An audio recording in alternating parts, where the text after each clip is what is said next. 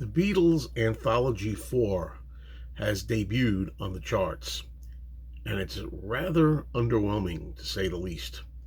Back in 1995 and 1996, when the first three Beatles anthologies came out, each one of them hit number one in the US on the Billboard 200 chart and did very well elsewhere as well. Now, the results are pretty dismal to say the least.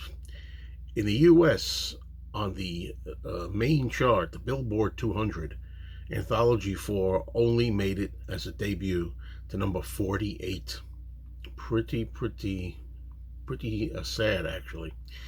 There's another chart in the US, the top rock and alternative albums on Billboard, where the album hit 7, but I don't know if that really is the one we go by. It's usually the Billboard 200. That's the main chart that counts, so to speak.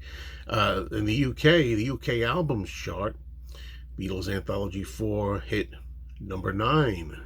Where have I heard that before?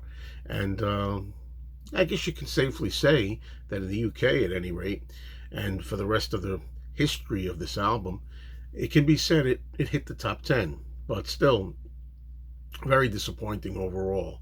Now, I know some of the other charts around the world did better. In Germany, the album, I think, is number 1. In Canada, Anthology 4 was number 83, which is no surprise considering how expensive the albums are there.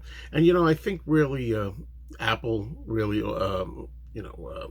Beatles, they only have themselves to blame. I mean, because I think the problem was a lot of bad word of mouth, because for one thing, people were upset because I think there were only 12, some people say 13, I count 12, new really tracks to this Anthology 4. The rest of them were just rehash stuff that had already been released, particularly on the deluxe box sets. If you had the deluxe box sets, you got all the bonus outtakes on there already.